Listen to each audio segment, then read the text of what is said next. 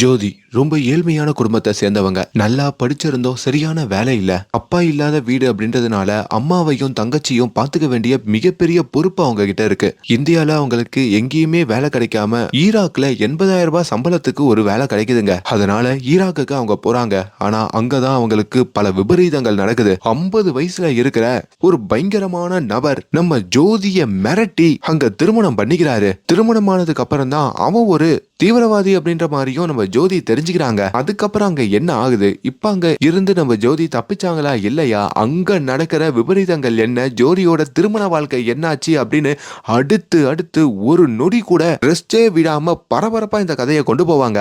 எல்லாருக்குமே வணக்கம். இன்னைக்கு நம்ம ஹக்கிலி அப்படின்ற ஒரு வித்தியாசமான ஹிந்தி படத்துடைய ஸ்டோரி ரிவ்யூ தாங்க பார்க்க போறோம். இப்ப இந்த படம் ஹிந்தியில மட்டும் தான் OTT-ல இருக்கு. இன்னும் லைக் கொடுக்கலனா ஒரு சின்ன லைக்கோட கண்டினியூ பண்ணிக்கோங்க. நீங்க இப்ப பார்த்துட்டு இருக்கிறது நம்மளுடைய ஃபிலிம் பை. படத்துடைய ஆரம்பத்திலேயே நம்ம ஹீரோயினான ஜோதியை காமிக்கிறாங்க. அவங்க இப்போ முதல் வாட்டி ஈராக் வந்து இறங்குறாங்க. அவங்க உள்ளுக்குள்ள அவ்வளவு கனவுகள்ங்க. ஏன்னா அவங்க போற முதல் வெளிநாடு இதுதான். அப்படியும் வேலைக்காக வந்திருக்காங்களா. அப்படி அந்த இடத்துல ஜோதி அப்படின்ற ஒரு போர்டை பிடிச்சி ரஃபீக் அப்படின்ற நம்ம ஹீரோ நின்றுட்டு இருக்காரு. அவர் ஏதோ போன்ல பேசிக்கிட்டு இருக்காருங்க. நம்ம ஹீரோயினும் அப்படியே பக்கத்துல வராங்க. ஓ, நீங்க தான் கம்பெனில அனுப்புன டிரைவரா, சரி வாங்க அப்படின்னு சொல்லிட்டு இவங்க லக்கேஜ் எல்லாம் எடுத்துட்டு வந்து அவங்க கார்ல வச்சுட்டு அப்படியே அந்த ஊருக்குள்ளேயும் அவங்க நுழையிறாங்க. ஈராக் அவ்வளவு அற்புதமா இருக்கு, அவ்வளவு அழகா இருக்குங்க. ஆனா நம்ம ஜோதி அதை மட்டும் பார்த்துக்கிட்டு அந்த டிரைவர் கிட்ட எதுவுமே பேசாம அமைதியா வராங்க. ரஃபீக்கும் நம்ம ஜோதி கிட்ட நிறைய விஷயங்கள் கேட்கணும்னு நினைக்கிறாரு, பேசணும்னு நினைக்கிறாரு. ஆனா அவங்க பதிலே சொல்ல மாட்டாங்க. எங்க என்ன நீங்க டிரைவர்னு நினைச்சிட்டு இருக்கீங்களா? நான் டிரைவர் மட்டும் இல்ல, உங்களுடைய மேனேஜரும் நான் தான் அப்படின்னு அவர் சொன்னதும் ஹீரோயினுக்கு பெரிய அதிர்ச்சிங்க. ஐயோ, நீங்க மேனேஜரா? இல்ல, வெளியாளுக்குள்ள எங்க அம்மா பேசக்கூடாதுன்னு சொல்லி தான் அனுப்புனாங்க, அதனால தான் பேசாம வந்தேன். நான் ஜோதி அப்படின்ற மாதிரி ரெண்டு பேரும் சிரிச்சுக்கிட்டு அப்படியே பேச ஆரம்பிக்கிறாங்க. அப்பதான் இவங்க கார்ல போயிட்டு இருக்க வழியில திடீர்னு ஒரு பயங்கரமான கூட்டம் இருக்குங்க. அதுவும் நடு ரோட்ல ஒரு கூட்டம் இருக்கு. என்ன அப்படின்ற மாதிரி நம்ம ஹீரோயினும் வெளியே வந்து பார்த்தா அந்த இடத்துல ஒரு பெண் இருக்காங்க. அந்த பெண்ணுடைய உடம்புல யாரோ வெடிகுண்டை கட்டி விடுறாங்க போல. அது வேற டைமர் கம்மியாகிட்டே இருக்கு, 2 நிமிஷத்துல வெடிச்சிரும் அப்படின்ற மாதிரியும் போட்டிருக்கு. இப்ப அங்க போலீஸ் ஸ்குவாட்ல இருந்தோம், அது எப்படின்னா அப்புறப்படுத்தணும் அப்படின்ற மாதிரி வந்து ரொம்ப கஷ்டப்பட்டு போராடிட்டு இருக்காங்க. அததான் அந்த ஊர் மக்கள் எல்லாருமே அங்க வேடிக்கை பார்த்துக்கிட்டு இருக்க. ஒவ்வொரு நொடி கம்மியாகிட்டு இருக்கும் போதும் அங்க எல்லாரும் ரொம்ப பயப்படுறாங்க. ஆனா ஒரு கட்டத்துக்கு மேல அந்த ஸ்குவாட்ல இருந்து வந்திருப்பாரு பாத்தீங்களா, அவராலையும் எந்த உயர கட் பண்ணாலும் அதை டிஸ்மேண்டில் பண்ற மாதிரி தெரியலைங்க. அதனால சாரி அப்படின்னு கேட்டுட்டு அவர் அந்த இடத்துல இருந்து ஓடிடுறாரு. அந்த இடத்துல அந்த குண்டும் வெடியுது. அப்படி நம்ம ஹீரோயின் அந்த ஊருக்கு வந்த முதல் நாளே இப்படி ஒரு சம்பவத்தை பாக்குறாங்க. அவங்களுக்கு ஒரு மாதிரி ஷாக் ஆயிடுதுங்க. பக்கத்துல நம்ம ஹீரோ ரஃபீக் இருக்காரு பாத்தீங்களா, அவர் தான் நம்ம ஹீரோயினை சமாதானப்படுத்தி இந்த மாதிரி இந்த ஊர்ல அடிக்கடி பல சம்பவங்கள் பார்த்துக்கிட்டு தான் இருப்போம், அதனால நினைச்சு மனசை கஷ்டப்பட்டு இருக்காத, ஏன்னா இது போர் நடக்கிற பகுதி அப்படின்ற மாதிரி சமாதானப்படுத்தி அங்க கார்ல கூட்டிட்டு போறாரு. போற வழியிலையும் நம்ம ஹீரோயினால ஒரு கட்டத்துல முடியலைங்க. அவங்களும் கார்ல இருந்து கீழே இறங்கி அப்படியே மூஞ்செல்லாம் கழுவிட்டு வாமிட்லாம் எடுத்துட்டு தான் மறுபடியும் அங்க இருந்து போறாங்க. அப்படி அவங்க வேலை பார்க்குற இடம் அந்த டவுன்ல இருந்து ஒரு 60 கிலோமீட்டர் வெளியே போனோங்க. அது ஒரு மொட்டை பாலைவனம் மாதிரி இருக்கும். இப்போ அதுல நம்ம ஹீரோயினை சமாதானப்படுத்தி நம்ம ஹீரோ இருக்காரு பாத்தீங்களா, அவரு அப்படியே வேலைக்காக கூட்டிட்டு போக. உங்களுக்கு ஒரு கேள்வி இருக்கலாம், எதுக்காக நம்ம ஹீரோயின் ஈராக்குக்கு வந்து வேலை பார்க்கணும், இந்தியால அவங்களுக்கு வேலை கிடைக்கலையா அப்படின்ற மாதிரி. அதுலதான் ஒரு சின்ன பிளாஷ்பேக் ஓபன் ஆகுதுங்க. ஆக்சுவலி நம்ம ஹீரோயின் டெல்லியில தான் முதல்ல வேலை பார்த்திருப்பாங்க. டெல்லி ஏர்போர்ட்ல இந்த பிளைட் ஏற வரவங்களுக்கெல்லாம் போர்டிங் பாஸை ஸ்கேன் பண்ணிட்டு அவங்க எல்லாரையுமே உள்ள அனுப்புற ஒரு வேலையை தான் இவங்க பார்ப்பாங்க. அப்படி ஒரு நாள் இவங்க அவங்க வேலையை பார்த்துட்டு இருக்கும் போதோ அந்த இடத்துல இவங்களுடைய வேலை பார்க்குற ஒரு வயசான சிங்கு தாத்தாவை ஒரு பேசஞ்சர் அடிக்கிற மாதிரி வந்துடுறாருங்க. இதுல நம்ம ஹீரோயினுக்கோ பயங்கர கோவம் வருது. அவர் வயசு எவ்வளோ, அவர் மேல கை வைக்க போற அப்படின்ற மாதிரி அந்த அடிக்க வந்த பையனையும் தள்ளி விட்டுறாங்க. அதுல அந்த பையனுடைய மூக்கு உடைஞ்சு போயிடுதுங்க. இப்போ அந்த பையனும் பெரிய இடத்து பையன் அப்படின்றதுனால ஹீரோயினை பத்தி அங்க ஏர்போர்ட்லயும் கம்ப்ளைண்ட் பண்ணிடுறான். இப்போ ஏர்போர்ட்லயும் ஹீரோயினை கூப்பிட்டு ஒரு பேசஞ்சர் கிட்ட எப்படியா நடக்கிறதுன்னு சொல்லி அங்க ஹீரோயினை வேலையை விட்டே தூக்குறாங்க. அதுக்கப்புறம் எந்த ஒரு ஏர்போர்ட்லயும் ஹீரோயினுக்கு வேலை கிடைக்காதபடி பாத்துக்கிறாங்க. இதுல அந்த வயசான தாத்தா இருக்காரு பாத்தீங்களா, என்னாலதான் இப்படி நடந்துடலாமா, சாரிமா அப்படின்ற மாதிரி ஹீரோயின் கிட்ட கேட்க, ஹீரோயினும் பரவாயில்ல தாத்தா அப்படின்னு சொல்லிட்டு அங்கிருந்து கடந்து வருவாங்க. இதனால தான் அவங்க வேலை போயிருக்கோங்க. கட் பண்ணா கதை மறுபடியும் நிகழ்காலத்துக்கு வருதுங்க. நம்ம ஹீரோயின் ஈராக்குக்கு வந்திருப்பாங்கல்ல, அப்படி அவங்க வேலை பார்க்குற அந்த கம்பெனிக்கு வந்து சேர்றாங்க. கம்பெனிக்குள்ள வரத்துக்கே ஒரு 3 செக்யூரிட்டி இருக்குங்க. அதெல்லாம் தாண்டி தான் உள்ள வராங்க. உள்ள வந்தா ஒரு அம்மா உட்காந்துட்டு இருக்காங்க. அந்த அம்மா தான் அந்த கம்பெனியோடைய முதலாளிங்க. இங்க பாருமா ஜோதி, நம்ம கம்பெனிக்குள்ள நீ இந்த நாட்டுக்காரன் அந்த நாட்டுக்காரன், ஏற்றத்தாழ்வு எல்லாருமே இல்ல. எல்லாரும் அல்லாஹ்வுடைய பிள்ளைகள் தான். அதனால எதை பத்தியும் கஷ்டப்படாம, வருத்தப்படாம இங்க சந்தோஷமா வேலை பாரு. உனக்கு தங்கறதுக்குன்னு ஒரு ஹாஸ்டல் இருக்கு. அங்க தங்கிக்கோ, கம்ஃபர்டபுளா இரு. என்ன சின்ன பிரச்சனை வந்தாலும் என்கிட்ட சொல்லு, நான் சரி பண்ணிடுறேன். அப்படின்ற மாதிரி ரொம்ப அக்கறையா பேசுறாங்க. ஹீரோயினுக்கும் அந்த வார்த்தைகள் கொஞ்சம் ஆறுதலா இருக்குங்க. இப்ப நம்ம ஹீரோ இருக்கார் பாத்தீங்களா, ரஃபிக். அவருமே ஹீரோயினுடைய லக்கேஜ் எல்லாம் எடுத்துட்டு வந்து அவங்களுடைய ரூம்ல வைக்கிறாங்க. ஹீரோயின் அங்க ஒரு சின்ன ரூம் இருக்குங்க. அந்த ரூம்ல தான் இதுக்கப்புறம் தங்க போறாங்க போல.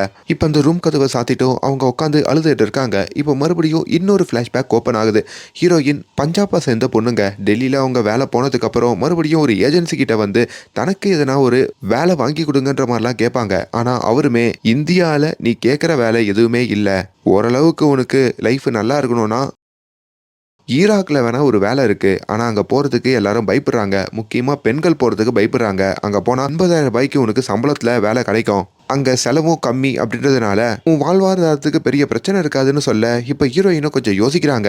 இப்போ ஈராக்குக்கு போய் வேலை பார்க்கறதா தான் வீட்டுல சொன்னா முதல்ல ஒத்துப்பாங்களா அப்படின்ற ஒரு கேள்வியோட தான் அவங்க அந்த ரிக்ஷால வந்துட்டு இருக்காங்க. இது நம்ம ஹீரோயினுடைய அம்மாங்க. இப்போ ஹீரோயினும் அவங்க அம்மா பக்கத்துல வராங்க. அவங்க அம்மாக்கும் அங்க எண்ணெயெல்லாம் தேய்ச்சி விட்டுட்டு, ஒன்றும் இல்லை, எனக்கு ஒரு ஜாப் ஆஃபர் வந்திருக்கு, நான் அந்த ஜாப் போலான்னு இருக்கேன் அப்படின்ற மாதிரியும் சொல்றாங்க. எங்கன்னு கேட்கும் போதோ துபாயில வேலை அப்படின்ற மாதிரி சொல்ல, எது துபாயில வேலையா, பார்த்து போமா, சேஃபான வேலை தானே, அப்புறம் ஆடு ஜீவியத்தில் வர பிருத்திவிராஜ் மாதிரி போய் மாட்டிக்க போற. ஐயோ அம்மா, அதெல்லாம் இல்லை, ரொம்ப சேஃபான வேலை தான், ஒரு நல்ல வேலை தான், நான் எல்லாத்தையும் விசாரிச்சுட்டேன், நான் துபாய்க்கு போக போறேன்ற மாதிரி. ஆக்சுவலி ஈராக்குக்கு போக போறேன்னு சொன்னா வீட்டில் ஒத்துக்க மாட்டாங்க. அதனால தான் இப்படி மாத்தி சொல்லிட்டு அங்க போறதுக்கும் இவங்க ஒத்துக்கிறாங்க. ஹீரோயினுக்கு ஒரு குட்டி தங்கச்சி இருப்பாங்க. அவங்க பேர் மாஹிங்க. அவங்க கிட்டேயும் இந்த விஷயத்த சொல்ல, என்னக்கா நம்மலாம் ஒன்னா இருப்போம்னு நினைச்சோம், இப்படி எங்களை விட்டுட்டு போற, நீங்க இல்லாம ரொம்ப கஷ்டமா இருக்கும்க்கா அப்படின்ற மாதிரிலாம் அந்த பொண்ணும் அழுக. இப்ப தங்கச்சியும் சமாதானப்படுத்திட்டு நம்ம ஹீரோயின் வளையலெல்லாம் வித்துட்டு தான் அந்த ஊருக்கு போறதுக்கான செலவெல்லாம் பார்த்துப்பாங்க. அது இல்லாம இவங்க வீட்டு சார்பா இவங்களுக்கு நிறைய கடன்களும் இருக்குங்க. அந்த கடனெல்லாம் இவங்க அங்க போய் வேலை பார்த்து தான் அடைக்கணும். இப்போ அந்த ஏஜென்சி கிட்டேயும் வந்து காசை கொடுத்து ஃப்ளைட் டிக்கெட்டை போட சொல்ல, இன்னொரு பக்கம் ஊருக்கு போகிறாங்கல்ல, நிறைய ட்ரெஸ்ஸு தேவைப்படும்ல, அதுக்காக நிறைய ட்ரெஸ் எல்லாம் அவங்க எடுக்கிறதுக்காக அந்த கடைக்கு வராங்க. அப்படி நிறைய ட்ரெஸ் எல்லாம் எடுத்துக்கிட்டு லக்கேஜ் எல்லாம் பேக் பண்ணிக்கிட்டு அம்மாவையும் தங்கச்சியும் கட்டி அணைச்சிட்டு அதுக்கப்புறம் தான் கண்ணீரோட இந்த ஊருக்கு வந்திருப்பாங்க. அதையெல்லாம் இப்போ ஈராக்ல இருந்து ஹீரோயின் யோசிச்சு பார்த்துக்கிட்டு இருக்க. ஹீரோயினால அவங்க அம்மாவையும் தங்கச்சியையும் பிரிஞ்சது இப்போ வரைக்கும் தாங்க முடியலைங்க. உடனே அந்த ஏஜென்சிக்கு கால் பண்ணி, என்னால் இங்கே இருக்க முடியுமான்னு தெரியல, எங்கள் அம்மாவோட நினைப்பாவே இருக்கு, எனக்கு மறுபடியும் ஃப்ளைட் டிக்கெட் போட்டு கொடுத்துருங்க, நான் ஊருக்கே வரேன்ற மாதிரிலாம் சொல்றாங்க. ஏமா இப்பதானமா அங்க போயிருக்க, அதுக்குள்ள ஊருக்கெல்லாம் வர முடியாதுமா, கொஞ்ச நாள் அங்க இருந்து வேலை பாரு, பிடிக்கலனா ஒரு 2 மாசம் பொறுத்து கிளம்பி வந்துருன்ற மாதிரி சொல்ல, ஹீரோயின் மறுபடியும் அந்த ரூம்ல உட்காந்து அழுதுட்டு இருக்காங்க. அப்போ கதவு தட்டுற சவுண்டு கேக்குதுங்க. யாருன்னு திறந்து பார்த்தா அது அந்த ரஃபிக். நீங்க அழுத மாதிரி சத்தம் கேட்டது, சாப்பிட்டீங்களா அப்படின்ற மாதிரி கேக்குறாரு. இவங்க இல்லன்னு சொல்ல, என்னோட டின்னர் வந்து ஜாயின் பண்ணிக்கிறீங்களா, அங்க நிறைய ஹிந்தி படம்லாம் போடுவாங்க, அதெல்லாம் பார்த்துக்கிட்டே நம்ம டின்னர் சாப்பிடலான்னு சொல்ல, ஹீரோயின் சாப்பிடுற மூட்ல இல்ல போல இருக்கு. அவங்களும் வேணான்னு மறுக்கிறாங்க. ரஃபிக்கும், நம்ம கம்பெனி சார்பாக ஒரு மீட்டிங் இருக்கு, அதுக்காச்சும் வந்து அட்டென்ட் பண்ணுங்க, அந்த மீட்டிங் இப்போதான்னு சொல்லி அங்க ஹீரோயினை கூட்டிட்டு போறாரு. அப்படி கூட்டிட்டு போறது அவருடைய வீட்டுக்கு தாங்க. அவங்க கம்பெனியில வேலை பார்க்குற பெண்கள் எல்லாருமே அந்த இடத்துல இருக்காங்க. பார்த்தா எல்லாரும் உட்காந்து சாப்பிட்டுக்கிட்டு இருக்காங்க. நீங்க சாப்பிட கூப்பிட்டா வரமாட்டீங்க, அதான் இப்படி சொல்லி கூட்டிட்டு வந்தேன், நிம்மதியா சாப்பிடுங்க, எதை நினைச்சு கவலைப்படாதீங்க, நம்ம எல்லாரும் ஒரே குடும்பம் மாதிரி, புரியுதுல அப்படின்ற மாதிரி ரஃபிக் சொல்ல, இப்ப ஹீரோயினும் ஓரளவுக்கு சமாதானமாகி அந்த இடத்துல சாப்பிட்றாங்க. அதுக்கப்புறம் வர நாட்களில் நம்ம ஹீரோயின் அவங்க வேலை பார்க்குற கம்பெனியில் ரொம்ப சந்தோஷமாக கொஞ்சம் கொஞ்சமாக வேலை பார்க்க ஆரம்பிக்கிறாங்க. அவங்களுடைய ஒரு நல்ல ஃப்ரெண்டாக, ஒரு சின்ன க்ரஷான காதலனா நம்ம ரஃபிக் தாங்க இருக்காரு. ஆனால் காதல்லாம் வெளியே சொல்லிக்க மாட்டாங்க, ஒரு ஃப்ரெண்டு மாதிரி தான் பழகுவாங்க. ஹீரோயினுக்கு தேவையான டீ போட்டுட்டு வந்து அவர் கொடுக்கறது, இவங்கள அப்பப்போ பக்கத்தில் இருக்கிற கடை தெருவுக்கெல்லாம் கூட்டிகிட்டு போகிறது அப்படின்னு சொல்லி ஹீரோயினோட ரொம்ப நிறைய டைம் ஸ்பெண்ட் பண்ணுறாரு. ஹீரோயினும் ஒரு நாள் நம்ம ரஃபிக்கு சாப்பாடெல்லாம் சமைச்சிட்டு வந்து கொடுக்குறாங்க. அப்படி ஒரு வேலையில தான் அன்னைக்கு நம்ம ஹீரோயினுடைய பிறந்த நாளுங்க. பிறந்த நாள் அன்னைக்கு அவங்க வீட்டுல இருந்து வேற கால் பண்ணிருக்காங்க. என்ன, எப்போ நீ துபாய்க்கு கூட்டிட்டு போக போற, நீ மட்டும் போய் அங்க என்ஜாய் பண்ணிட்டு காசு மட்டும் அனுப்புனா எப்படி அப்படின்ற மாதிரி அவங்க தங்கச்சி கேட்க, ஹீரோயினுக்கும் ஒரு மாதிரி கில்ட் ஆகுது. சீக்கிரமாவே கூட்டிட்டு போறேன் அப்படின்னு போனை வைக்கிறாங்க. இப்பதான் அந்த ஊர்ல ஒரு பயங்கரமான பிளாஷ் நியூஸ் வருதுங்க. எல்லாரும் டிவி முன்னாடி உட்காடுறாங்க. என்னன்னு பார்த்தா அங்க தீவிரவாத தாக்குதல் இன்னும் அதிகரிச்சிருக்கு போல. ஊருக்குள்ள பல விதமான தாக்குதலை பண்ணிக்கிட்டு இருக்காங்களாம். எல்லாம் மீறி நிறைய போலீஸையே போட்டு தள்ளிட்டதா அங்க நியூஸ்ல வருது. மக்கள் பீதி அடைகிறாங்க. எல்லாரும் வீட்டுக்குள்ளேயே முடங்குறாங்க. இப்ப இவங்க வேலை பார்க்குற கம்பெனி இருக்கு பாத்தீங்களா, அந்த கம்பெனிலயும் பல சலசலப்புகள் ஏற்படுது. என்னன்னு பார்த்தா அங்க வேலை பார்க்குற லேபர்ஸ்ல இதுக்கு மேல எங்களால இங்க இருந்து வேலை பார்க்க முடியாது, எங்க பாஸ்போர்ட்ல திருப்பி கொடுங்க, நாங்க எங்க சொந்த ஊருக்கே போறோம் அப்படின்ற மாதிரிலாம் அங்க சொல்றாங்க. நிறைய பேர் அரபு நாட்டுல இருந்து தான் வந்திருப்பாங்க. இப்ப அந்த அம்மா இருக்காங்களே, அந்த கம்பெனி வச்சிருக்கிறவங்க, அவங்களும் கொஞ்சம் யோசிச்சு பார்த்துட்டு சரி ஓகே உங்க பாஸ்போர்ட்லாம் கொடுத்துட்றேன், நீங்க ஊருக்கு போங்கன்னு சொல்ல இங்க ஹீரோயினுக்கும் என்ன டிசிஷன் எடுக்கிறதுன்னு ஒன்றும் தெரியல. அப்பதான் அந்த ஏஜென்சி வச்சிருக்காரு பாத்தீங்களா, அவரு ஹீரோயினுக்கு கால் பண்ணி இந்தியன் எம்பசில இருந்து கால் பண்ணாங்க. ஈராக்ல இருக்கிற எல்லாரையுமே உடனடியா ரிட்டர்ன் வர சொல்லியிருக்காங்க. உங்களுக்கு ரிட்டர்ன் ஃபிளைட் டிக்கெட்லாம் அவங்களே போட்டு கொடுத்துருவாங்க, உடனே இந்தியன் எம்பசிக்கு போங்கன்ற மாதிரி சொல்ல, ஆனா ஹீரோயினுக்கும் போறதுக்கு மனம் இல்ல. ஏன்னா இங்க நல்லா சம்பாதிக்கிறாங்க, வாழ்க்கையும் ஓரளவுக்கு செட் ஆயிடுச்சு. இந்த விஷயத்த உடனடியா அந்த ரஃபிக் கிட்டையும் அந்த ஓனர் அம்மா கிட்டையும் வந்து சொல்றாங்க. ஓனர் அம்மாவும் நீ ஒன்றும் கவலைப்படாத, நான் பேசிக்கிறேன்னு சொல்லிட்டு அவங்க அங்க இருந்து போக, ஹீரோவுமே அவங்க அப்படிதான் சொல்லுவாங்க, இங்க இருக்கிறது சேஃப் இல்லைன்றது மாதிரி தான் கவர்மெண்ட் சொல்றாங்கன்னா அதை நம்ம ஃபாலோ பண்ணணும், நீ உடனே இங்க இருந்து கிளம்பி உன் ஊருக்கு போ, அதான் உனக்கும் நல்லது எல்லாருக்கும் நல்லது அப்படின்ற மாதிரி சொல்றாங்க. இப்போ ஹீரோயின் ராத்திரி ஊருக்கு போறதா இல்ல இங்கேயே இருக்கிறதா அப்படின்ற மாதிரி என்ன டிசிஷன் எடுக்கணும்னு தெரியலைங்க. தான் அம்மாக்கே கால் பண்றாங்க. அம்மா கிட்டயும் இன்னும் சில நாட்கள்ல நான் ஊருக்கு வர மாதிரி இருக்கமா அப்படின்ற மாதிரிலாம் சொல்லிக்கிட்டு இருக்க, அப்போ திடீர்னு வெடிகுண்டு வெடிக்கிற மாதிரி ஒரு சவுண்டு கேக்குதுங்க. ஹீரோயின் பதறிடுறாங்க. அங்க மறுமுனையில ஹீரோயினோட அம்மாவும் கொஞ்சம் பதற, இப்ப இவங்களும் போனை வச்சுட்டு என்னன்னு வெளியே போய் பாக்குறாங்க. பார்த்தா அங்க பல இடங்கள்ல தாக்குதல் நடந்துட்டு இருக்கு போல. அதையும் ஹீரோயின் பார்த்து பயந்துடுறாங்க. அடுத்த நாள் வழக்கம் போல நம்ம ஹீரோயின் அவங்களோட கம்பெனிக்கு வேலைக்கு வந்திருக்கிறப்போ அவங்க கம்பெனிக்கு ஒரு மிகப்பெரிய ஆபத்து வருதுங்க. அதாவது அங்க ஒரு ஏக்கம் இருக்கு போல இருக்கு. அந்த ஏக்கத்துல இருக்கவங்க தான் அங்கங்க இந்த மாதிரியான தாக்குதல் தான் நடத்துறாங்க. அப்படி அந்த ஏக்கத்துல இருக்கிறவங்க இப்போ இவங்களோட ஃபேக்டரியை நோக்கி வராங்க அப்படின்ற மாதிரியும் தெரிய வருது. அந்த ஃபேக்டரியில ஒர்க் பண்ற எல்லாருமே பயந்து போறாங்க.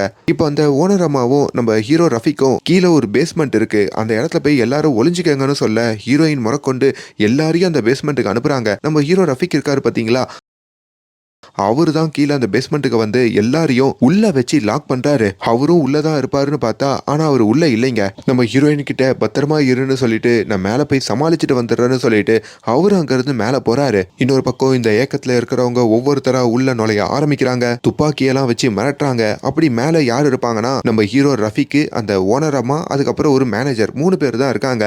அவங்க 3 பேர்கிட்டையும் ஒழுங்கு மரியாதையா உண்மையை சொல்லுங்க, உங்க கம்பெனில வேலை பார்க்கறவங்களா எங்க அப்படின்ற மாதிரி இவங்க மிரட்ட இவங்களுக்கும் என்ன பதில் சொல்றதுன்னு தெரியல. ஒரு கடத்துல அந்த ஓனர் அம்மாவை போட்டே தள்ளிடுறாங்க. அங்க பெரிய பதட்டம் ஆயிடுது. நம்ம ஹீரோவும் என்ன பண்றதுன்னு தெரியாம முடிக்க இப்ப அந்த இடத்துல ஒரு கமாண்டர் அப்படின்ற மாதிரி சொல்லிக்கிட்டு ஒரு நபர் வராருங்க.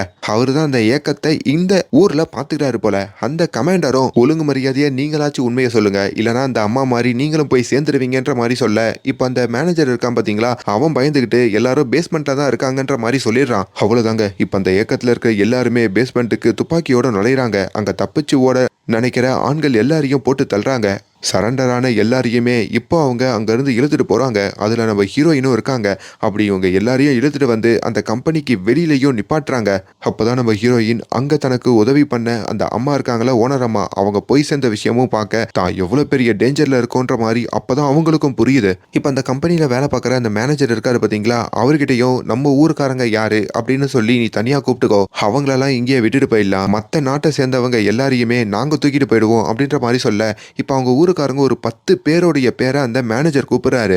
அதுல ஹீரோயினை கூப்பிடாம விட்டுறாருங்க. ஹீரோயின் தான் இந்தியாக்காரியாச்சு. இப்ப அந்த தீவிரவாத கும்பல் இருக்காங்க பாத்தீங்களா, அவங்க நம்ம ஹீரோயின் அவங்களோட இருக்கிற மத்த நாட்டுக்காரங்க அப்படின்னு சொல்லி நிறைய பெண்கள் நிறைய ஆண்கள் எல்லாரையுமே ஒரு வண்டியில ஏத்திக்கிட்டு கிளம்புறாங்க. ஹீரோயினுக்கும் என்ன பண்றதுன்னு தெரியல. இப்ப வண்டியை ஒரு இடத்துல நிப்பாட்டிட்டு அதுல ஆண்களை மட்டும் தனியா பிரிச்சு ஆண்கள் எல்லாரையுமே போட்டு தள்ளிடுறாங்க. இப்ப பெண்கள் மட்டும் தான் அந்த வண்டியில இருக்காங்க. இது இன்னும் ஹீரோயினுக்கு பயத்தை கொடுக்குது. இப்ப வண்டியை கொண்டு வந்து ஒரு இடத்துல நிப்பாட்டுறாங்க. அது அந்த இயக்கத்துல இருக்கிறவங்க எல்லாம் இருக்கிற ஏரியா போல இருக்கு. அப்படி அந்த இடத்துலயும் நம்ம ஹீரோயினையும் அங்க இருக்கிற பெண்களையும் உள்ள கூப்பிட அங்க எல்லாரும் துப்பாக்கி வச்சிருக்கிறத பார்த்து இவங்க ரொம்ப பயப்படுறாங்க. அப்படி எல்லா பெண்களையும் ஒரு ரூம்ல போட்டு இவங்க அடைக்கிறாங்க. ஹீரோயின் என்ன பண்றதுன்னு புரியாம இவங்களையே பார்த்து முழிக்க, அப்பதான் அது ஒரு பாலைவனம் அப்படின்ற மாதிரியும் அதை விட்டு யாராலையும் தப்பிக்க முடியாதுன்ற மாதிரியும் தெரிய வருது. இப்ப அந்த இயக்கத்துல இருக்கிறவங்க எல்லாருமே ரொம்ப நாளா சண்டை போட்டுக்கிட்டே இருக்கோம், அதனால நம்மளுக்கு ஒரு ஓய்வு தேவைப்படுது, அதுக்காக தான் இங்க பல பெண்களை கூட்டிட்டு வந்திருக்காரு தான் அங்க டிஸ்கஸ் பண்ணிக்கிட்டு இருக்காங்க. அதுல அந்த கமாண்டரும் வந்து அந்த ஏக்கத்துல சில பெரிய ஆட்கள்லாம் இருக்காங்க போல, அவங்க கிட்டையும் நான் ஒரு 40 பெண்களை கூட்டிட்டு வந்திருக்கேன். அந்த 40 பேர்ல உங்களுக்கு யாரெல்லாம் வேணும்ன்றத நீங்க செலக்ட் பண்ணிக்கோங்க. எனக்கு எந்த பொண்ணு வேணும்னு நானே செலக்ட் பண்ணிக்கிறேன்னு சொல்லி அப்படியே சுத்தி முத்தி பாக்குறாரு. எல்லா பெண்களையும் பருதா போட்டு தான் நிப்பாட்டியிருக்காங்க. அப்படி அதுல நம்ம ஹீரோயினுடைய கண்கள் அந்த கமெண்டருக்கு பிடிச்சிருக்குங்க. அப்படி நம்ம ஹீரோயினா அவரு தன்னுடைய ரூமுக்கு கூட்டிட்டு போறாரு. ஹீரோயினும் எவ்வளவோ கதறாங்க. தன்னை விட சொல்லி கெஞ்சுறாங்க. என்னை என் இந்தியாக்கே அனுப்பிடு அப்படின்ற மாதிரி சொல்றாங்க. ஆனா அவரு தான் பேச்ச கேட்காம ஹீரோயின் பக்கத்துலயும் நெருங்குறாரு. அப்பதான் நம்ம ஹீரோயினுடைய உடம்புல இருந்து ரொம்ப பேடான ஸ்மெல் வருது அப்படின்ற மாதிரியும் அவர் சொல்றாரு. ஒழுங்கு மரியாதையா போய் குளிச்சுட்டு வா, இல்லனா உன் கதையை முடிச்சிடுவேன்ற மாதிரி ஹீரோயினை மிரட்ட ஹீரோயினுக்கும் என்ன பண்றதுன்னு தெரியல. அழுதுகிட்டே இப்போ பாத்ரூம்குள்ள போறாங்க. பாத்ரூம்குள்ள போகும்போது தான் அவங்களுக்கு தன்னுடைய சின்ன வயசு ஞாபகம்லாம் வருதுங்க. இப்போ அதே பாத்ரூம்குள்ள அந்த கமாண்டர் இருக்காரு பாத்தீங்களா, அவரும் வராருங்க. பாரபட்சமே பார்க்காம ஹீரோயின் பக்கத்துலயும் அவரு நெருங்குறாரு. ஹீரோயின் ஒரு கட்டத்துல அவங்க பொறுமையை இழக்கிறாங்க. அள்ளி போடா அப்படின்ற மாதிரி இப்ப அந்த கமாண்டரையும் பிடிச்சி அங்க கீழே தள்ளுறாங்களா. அதுல பின்னாடி இருக்கிற செவுத்துல அவன் இடிச்சுக்கிட்டு அங்கேயே போய் சேர்ந்துடுறான். இவங்களுக்கும் அங்க என்ன பண்றதுன்னு புரியல. ஆத்தாடி, இவங்களோட கோட்டைக்கே வந்து இவங்க கமாண்டர்டையே நம்ம போட்டு தள்ளிட்டோமே, இப்ப என்னடா பண்றதுன்ற மாதிரி இவங்களும் அங்க ஒரு பருதா இருக்குங்க. அந்த பருதாவை போட்டுட்டு அந்த ரூம்ல இருந்து தப்பிக்கிறாங்க. கொஞ்ச நேரத்திலேயே அவங்களுடைய ஆட்கள் அந்த கமாண்டருடைய பாத்ரூமுக்கு வந்து பார்த்து இந்த கமாண்டரையே அந்த பொண்ணு போட்டு தள்ளிட்டா அவளை பிடிங்கன்ற மாதிரி ஹீரோயினை பிடிக்க போக இப்ப ஹீரோயினாலையும் தப்பிக்க முடியாம ஒரு இடத்துல வந்து உட்காடுறாங்க. கையும் களவுமா மாட்டுறாங்க. அப்படி நம்ம ஹீரோயின் அங்க இருந்து தூக்கிக்கிட்டு அங்க தலைவர் ஒருத்தர் இருப்பாருங்க. அவரு தாங்க எல்லா முடிவையும் எடுப்பாரு. அப்படி அந்த தலைவருடைய வீட்டுக்கும் ஹீரோயினை கூட்டிட்டு போறாரு. இந்த பொண்ணுடைய பேரு ஜோதி. இந்த பொண்ணு நம்ம கமாண்டரையே போட்டு தள்ளிட்டா அப்படின்ற மாதிரி சொன்னதும் தலைவருக்கு கோவம் வருது. தலைவருக்கு ஓரளவுக்கு இங்கிலீஷ் தெரியுங்க. ஹீரோயின் கிட்ட அவரும் வந்து இங்கிலீஷ்ல பேசுறாரு. இங்க இந்த கமாண்டர் எத்தனை பேரை போட்டு தள்ளியிருக்கான் தெரியுமா? அவனையே நீ போட்டு தள்ளியிருக்கானா? நீ சாதாரண பொண்ணு இல்ல. உன்ன மாதிரி வீரம் வாய்ந்த ஒரு பொண்ணை தான் நான் தேடிக்கிட்டு இருந்தேன். அதனால இன்னில இருந்து நீ என்னோட மனைவி அப்படின்ற மாதிரி அந்த தலைவர் சொல்ல ஹீரோயினுக்கு அங்க ஒண்ணுமே புரியல. கமாண்டர் கிட்ட இருந்து தப்பிக்கிறதுக்கு தான் நம்ம இப்படி பண்ணோம். இப்ப என்னன்னா தலைவங்கிட்டயே வந்து மாட்டிக்கிட்டோமே, அதுவும் மனைவி ஆயிட்டோமே, என்னடா பண்றதுன்ற மாதிரி அவங்க வாழ்க்கையே இருண்டு போன மாதிரி ஃபீல் பண்றாங்க. இப்ப அங்க பருதா போட்டுக்கிட்டு சில பெண்கள் இருக்காங்க. அவங்க யாருன்னு கேட்டா அவங்களும் அந்த தலைவரோட மனைவிகள் அப்படின்ற மாதிரி சொல்றாங்க. இதுக்கப்புறம் நாங்களாம் எப்படி வாழ்றோமோ அப்படிதான் நீ இந்த அரண்மனையில வாழ போறதா ஹீரோயின் கிட்ட சொல்ல இவங்களுக்கு பதறுது. இந்த இடத்த விட்டு ஓடிடுறேன் அப்படின்ற மாதிரி ஓட முயற்சி பண்றாங்க. ஆனா கரண்ட் ஷாக்கு கொடுத்து ஹீரோயினை அங்கேயே கட்டி வைக்கிறாங்க. அப்படி ஹீரோயின் ஓட முயற்சி பண்ணிடுவாங்க அப்படின்றதுனாலயே அங்க ஒரு சின்ன ரூம் இருக்குங்க. அந்த ரூம்லயும் போட்டு அடைக்கிறாங்க. அப்படி அந்த ரூம்ல 2 பெண்கள் இருக்காங்க. இன்னொரு பக்கம் ஹீரோயினுடைய அம்மா இருக்காங்க பாத்தீங்களா, அவங்களுமே தான் பொண்ணு 2 நாளா தனக்கு கால் பண்ணலன்ற மாதிரி பதறி அந்த ஏஜென்சி கிட்டேயும் வந்து கேட்குறாங்க. துபாயில் இருக்கிற என் பொண்ணுக்கு கால் பண்ணா கூட போக மாட்டேங்குது, அவ என்ன நிலைமையில இருக்கான்னு கேட்க, ஏமா உங்க பொண்ணு உங்ககிட்ட சொல்லையா அவ துபாய்க்குலாம் போல ஈராக்குக்கு போயிருக்கான்னு சொன்னதும் அந்த அம்மாவும் அவங்க தங்கச்சியும் பதறி போறாங்க. இப்ப ஹீரோயின் ஒரு ரூம்ல அடைஞ்சிருப்பாங்களே, அங்க 2 பொண்ணுங்க இருப்பாங்கன்னு சொன்ன பாத்தீங்களா, அவங்களுடைய பேரு பாத்திமா பானு. அவங்களையும் இந்த கும்பல் கடத்தி தான் கொண்டு வந்திருக்கு போல. அவங்களும் ஹீரோயின் கிட்ட அந்த தகவலெல்லாம் சொல்றாங்க. நீங்க ஒன்றும் கவலைப்படாதீங்க, எப்படின்னா நம்ம 3 பேர் இங்க வந்து தப்பிச்சிடலாம், நம்மளுக்குன்னு ஒரு விடிவு காலம் பிறக்குன்ற மாதிரிலாம் அவங்களுக்கு ஹீரோயின் ஆறுதல் சொல்லிக்கிட்டு இருக்க. இப்போ நம்ம ஹீரோயினை வந்து அந்த மற்ற மனைவிகள்லாம் வந்து ரெடி பண்ணுறாங்க. அன்னைக்கு நம்ம ஹீரோயினுடைய முதலிரவு போல. இப்போ அவங்களையும் அந்த தலைவருடைய ரூமுக்கும் அனுப்ப அவரும் உட்காந்து அப்படியே பாட்டு பாடிக்கிட்டு இருக்காருங்க. ஹீரோயினை பார்த்ததும் பாட்டை பாடதை நிப்பாட்டிட்டு ஹீரோயினையும் பக்கத்தில் கூப்பிடுறாரு. அவங்க கிட்டேயும் ஒரு பால் மாதிரி கொடுக்குறாருங்க. அதை குடிக்க சொல்றாரு. அது குடிச்சதும் ஹீரோயினுக்கு மயக்கம் வந்துடுது. உன்னுடைய செயலெல்லாம் முன்னாடியே பார்த்துருக்கேன், அதனால தான் உன்னை இப்படி மயக்கமடைய வச்சுட்டு உன் கூட சந்தோஷமா இருக்கலான்னு முடிவு பண்ணியிருக்கேன்னு சொல்லிட்டு இப்போ அந்த இடத்துல அவரு ஹீரோயின் கிட்ட ரொம்ப தப்பாவும் நடந்துக்கிறாரு. அந்த முதலிரவு முடிஞ்சதும் நம்ம ஹீரோயினும் மறுபடியும் அவங்க எந்த அறையில அதே அறைக்கு வராங்க. அப்படி ஹீரோயினுடைய நிலைமையை பார்க்குற அந்த ஃபாத்திமா பானு 2 பெண்கள் இருக்காங்கல்ல, அவங்களும் ஹீரோயின் பக்கத்துல வந்து அவங்கள கட்டி அணைச்சிக்க இங்க ஹீரோயினுடைய அம்மாவும் தங்கச்சியும் இப்போ டெல்லிக்கு போறாங்க. ஏன்னா டெல்லியில தான் ஈராக்ல வேலை பார்க்குற நிறைய நபர்களுடைய குடும்பத்தை சேர்ந்தவங்களாம் சின்னதா போராட்டம் பண்ணிட்டு இருக்காங்க போல. அவங்களோட உட்காந்து தன்னோட பொண்ணும் திரும்பி வரணுன்ற மாதிரி இவங்களும் போராட்டத்துல இறங்க. இப்ப ஹீரோயின் அந்த ஈராக்ல இருக்கும் போதோ அந்த தலைவரோட வீட்டுல அந்த ஃபாத்திமா பானுன்ற 2 பொண்ணு இருப்பாங்கல்ல, அவங்கள அந்த தலைவன் வேற ஒரு கும்பல் கிட்ட விற்கிறதையும் அவங்க பாக்குறாங்க. இவங்களுக்கு ஒரு மாதிரி பதறிடுதுங்க. ஐயோ, அவங்கள சேர்த்து நான் காப்பாத்துறேன்னு சொன்னனே, அதுல அந்த பொண்ணை பார்த்தா என் தங்கச்சி மாதிரி வேற இருந்ததே, இப்படி அநியாயம் பண்றாங்களேன்ற மாதிரி இவங்களுக்கு ஒரு மாதிரி ஆகுது. இன்னொரு பக்கம் ஹீரோயினுடைய அம்மாவும் தங்கச்சியும் ரொம்ப நாளாவே மினிஸ்டரை பார்க்கணும்னு நினைக்கிறாங்க. ஆனா பார்க்க முடியல.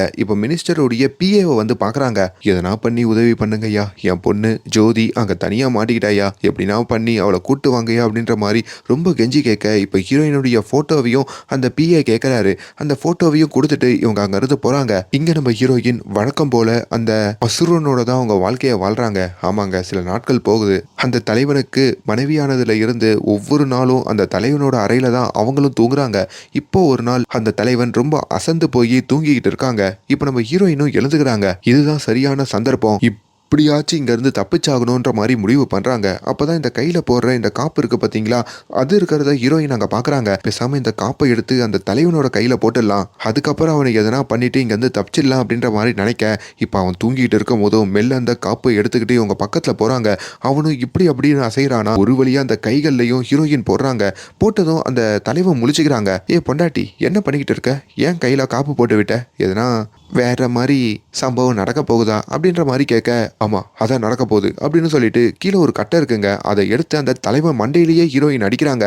என்ன அடிச்சு புட்ட அப்படின்னு பார்த்தா டிராயர்ல ஒரு துப்பாக்கி இருக்குங்க. இப்போ அந்த துப்பாக்கி எடுத்தோம் அந்த தலைவனை நம்ம ஹீரோயின் சுட்டுறாங்க. ஆனா அவனுக்கு காயம் மட்டும்தான் ஏற்படுதே தவிர உசுருக்கு ஒன்றும் சேதாரம் இல்லை. இப்போ அங்க சத்தம் கேட்டதும் அந்த தலைவனுடைய ஆட்கள்லாம் இருக்காங்க பார்த்தீங்களா, அவங்க எல்லாருமே அங்க கதவை இருந்து தத்திட்டு இருக்க, ஹீரோயின் இதை ஒரு சந்தர்ப்பமா வச்சு எப்படின்னா தப்பிக்கணும்னு நினைக்கிறாங்க. இப்போ அந்த துப்பாக்கி எடுத்து அந்த தலைவன் மேலேயே வச்சு, பக்கத்துல யாருன்னா வந்தீங்கன்னா உங்க தலைவனை போட்டு தள்ளிடுவான்னு சொல்லியும் அங்கிருந்து மெல்ல வெளியே போறாங்க. போற வழியிலையும் அந்த ஃபாத்திமா பானு இருக்காங்க பாத்தீங்களா, அந்த 2 பெண்கள், அவங்க 2 பேரையுமே கூப்பிட்டுக்கிறாங்க. இப்போ வெளியே வரைக்கும் வராங்க. வெளியில வந்து கார் சாவியை ஒழுங்கா கொடுங்க, இல்லைன்னா உங்க தலைவனை போட்டு தள்ளிடுவேன்ற மாதிரி மறுபடியும் மிரட்டி ஒரு காரை எடுத்துக்கிட்டு அந்த கார்லயும் அந்த தலைவனை ஏத்திக்கிட்டு அங்க ஃபாத்திமா பானு கிட்ட அந்த துப்பாக்கியை கொடுத்து தலைவன் மேலேயே வச்சிருக்க சொல்லிட்டு இப்போ ஹீரோயின் வேகமா அந்த வண்டியை ஓட்டிட்டு போறாங்க. வண்டியை ஓட்டிட்டு போற வழியில வண்டி கொஞ்சம் ஸ்லோ ஆகுதா, அப்ப இந்த தலைவன் இருக்கான் பாத்தீங்களா, அவன் கொஞ்சம் உசாராகி கீழே குதிச்சிடுறாங்க. ஹீரோயின் கீழே இறங்கி பாக்குறதுக்குள்ள அங்க அந்த தலைவருடைய ஆட்கள்லாம் இருக்காங்க பாத்தீங்களா, அவங்கலாம் வந்துடுறாங்க.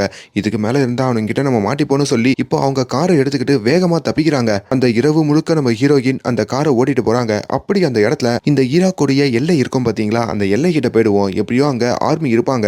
அப்படி ஆர்மி கிட்ட போயிட்டு நம்ம தப்பிச்சிடலாம் அப்படின்ற மாதிரி நினைக்க, இன்னொரு பக்கம் இந்தியாலையும் நம்ம ஹீரோயின் ஜோதி அங்க மாட்டிட்டு இருக்கிறதா ஜோதியோட அம்மாவும் தங்கச்சியும் ஒரு டிவில இன்டர்வியூ கொடுக்குறாங்க. அந்த டிவி காரங்களும் உங்க பொண்ணை பத்தி முழு தகவலை சொல்லுங்கன்ற மாதிரிலாம் கேட்க, அவங்களும் நம்ம ஜோதியோடைய போட்டோவை காமிச்சோம், அவங்க பேரு, அவங்க வயசு, உயரம், இது அதுன்னு சொல்லி எல்லாத்தையுமே சொல்றாங்க.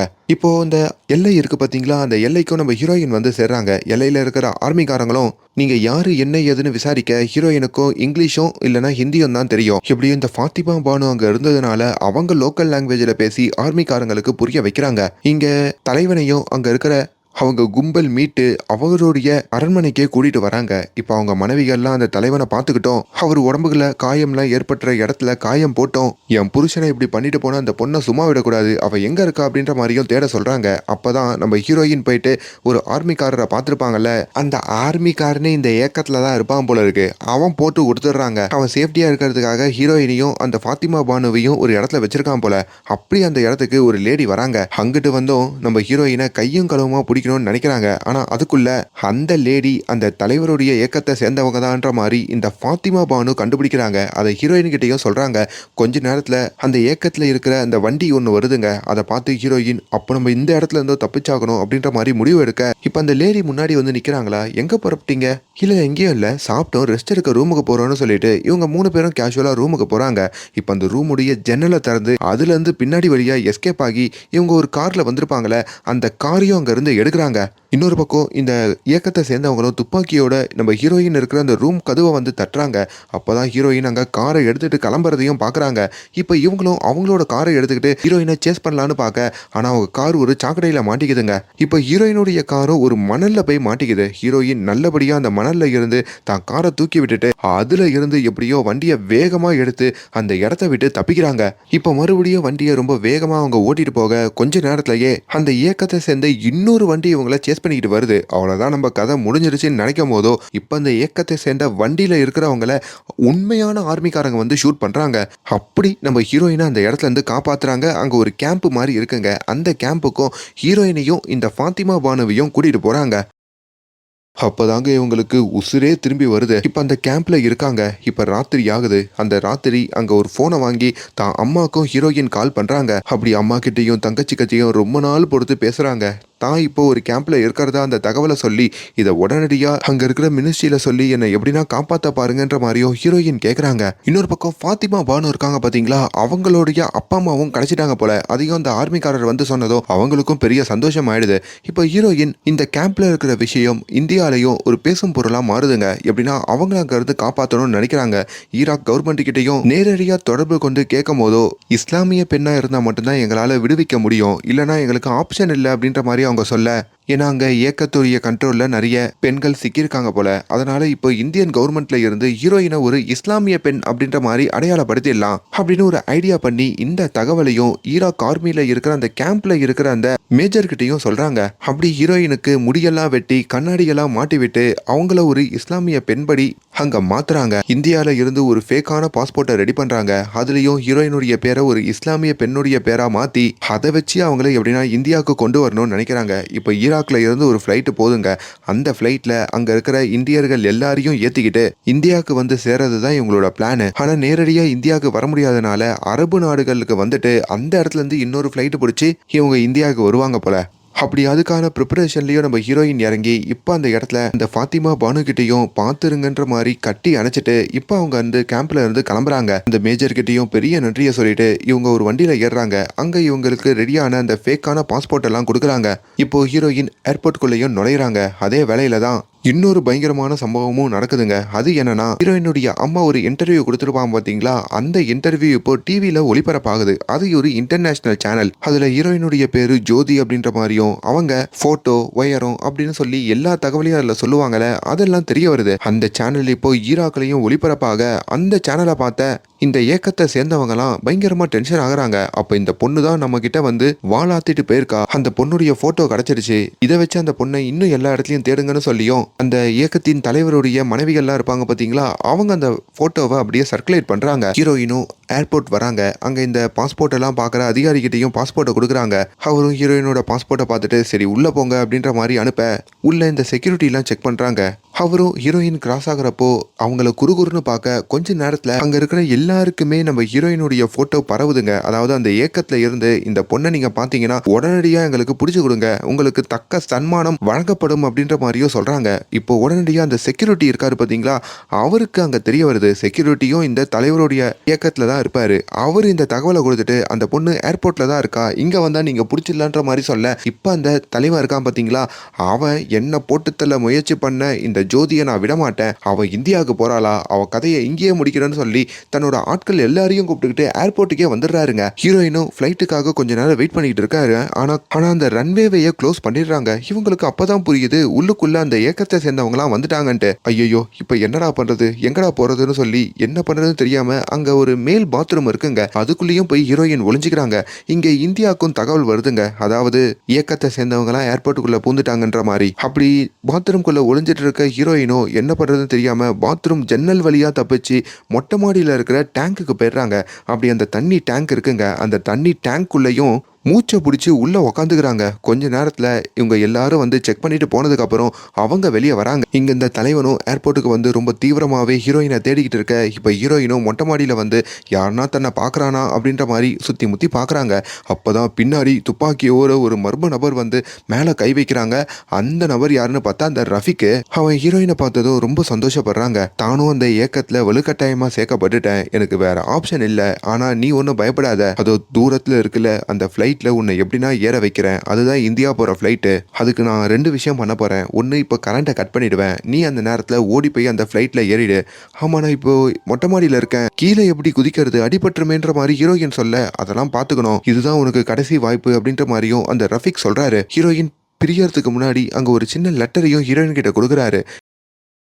இதுல கொஞ்சம் கேஷ் இருக்கு, இது இந்தியால இருக்கிற என் அம்மா கிட்ட கொடுத்துரு, என் அம்மா இந்தியால தான் இருக்காங்கன்ற மாதிரி ரஃபிக் சொல்ல, ஹீரோயினும் சென்டிமெண்ட் ஆகுறாங்க. ரஃபிக்கையும் கட்டி அணைச்சிட்டு கடைசியா ஒரு பாய் சொல்லிட்டு அவங்க அங்க ப்ரிப்பேர் ஆகுறாங்க. இங்க ரஃபிக் இருக்காரு பாத்தீங்களா, அவரும் சுவிட்ச் ஆண்ட வந்து ஏர்போர்ட்டுக்கு வர மொத்த கரண்ட்டையும் அவர் கட் பண்ண ஏர்போர்ட்டே அங்க இருளோன்னு ஆகுதுங்க. இப்ப ஹீரோயினும் அந்த நேரத்துல அப்படியே கீழே குதிச்சு ரன்வேவை நோக்கி ஓடுறாங்க. காலில் வேற அடிபட்டு போயிடுது. அப்படியே நொண்டி நொண்டி தான் போறாங்க. இப்போ ஃபிளைட்டு பக்கத்துல அந்த வீல் இருக்கும் பாத்தீங்களா, அங்கேயும் வந்து உக்காந்துக்கிறாங்க. ஏதோ அசைஞ்ச மாதிரி இருக்கே அப்படின்ற மாதிரி அந்த ரன்வேலையும் வந்து ஒரு இயக்கத்தை சேர்ந்தவன் பாக்குறாங்க. ஆனா அதுக்குள்ள நம்ம ஹீரோயின் அங்க இன்னொரு சந்துல பூந்து ஒளிஞ்சிக்கிறாங்க. இப்ப இந்தியர்கள் சில பேர் அந்த ஏர்போர்ட்ல இருப்பாங்கல்ல, அவங்களெல்லாம் இப்போ இந்தியாவுக்கு அனுப்ப வேண்டிய நேரம். அவங்க எல்லாரையும் இப்போ அந்த ஃப்ளைட்லயும் ஏத்துறாங்க. இப்போ தலைவன் கிட்டயும் கரண்ட்டை ஆஃப் பண்ணவன்னு சொல்லி நம்ம ஹீரோவை கொண்டு வந்து இந்த இயக்கத்தை சேர்ந்தவங்களாம் ஒப்படைக்க, இப்போ அந்த தலைவனும் அந்த பொண்ணுக்கு ஹெல்ப் பண்ண தானே கரண்ட் ஆஃப் பண்ண அப்படின்னு சொல்லி அங்கே நம்ம ஹீரோவை போட்டு தள்ளிடுறாருங்க. இப்போ அட்லாஸ்ட் ஹீரோயின் அந்த ஃப்ளைட்ல தான் இருக்கணும், எல்லா இடத்துலையும் தேடுங்கன்ற மாதிரி இப்போ அந்த ஃப்ளைட்டுக்குள்ளேயும் பூந்து